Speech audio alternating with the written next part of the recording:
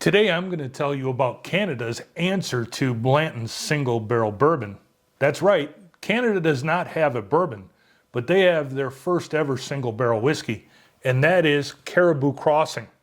Now there are a lot of interesting facts about Caribou Crossing that actually coexist with Blanton's. So please stay tuned. I'm going to tell you a little bit about Caribou Crossing, Canada's first single barrel whiskey. The idea behind Caribou Crossing came from Drew Mayville, Director of Quality and Master Blender for Sazerac at Buffalo Trace. Now Drew has created a lot of outstanding whiskeys in his day. Sazerac had a stock of older Canadian whiskey, and Drew Mayville went through and selected the best barrels out of thousands to be bottled as Caribou Crossing. Most of these whiskeys are 10 to 12 years old, and there are a lot of synergies and similarities between Caribou Crossing and Blanton's.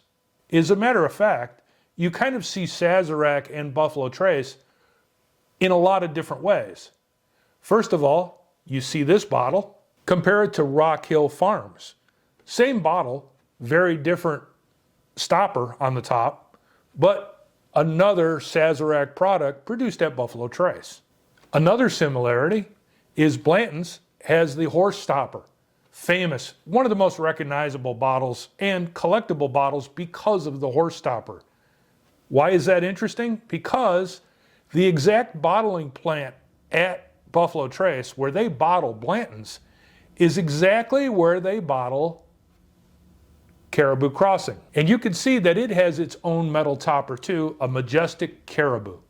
The other point that is very coincidental in all this is the actual name Caribou Crossing.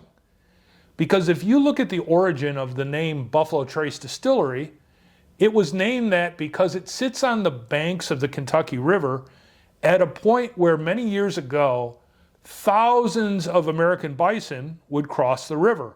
It was a natural ford, and it was called a Buffalo Trace. Because of that, Caribou Crossing is called Caribou Crossing. Is that a play on words? Very possible. Now, I think that these are very unique whiskeys, and I think that if you haven't tried Caribou Crossing, you should.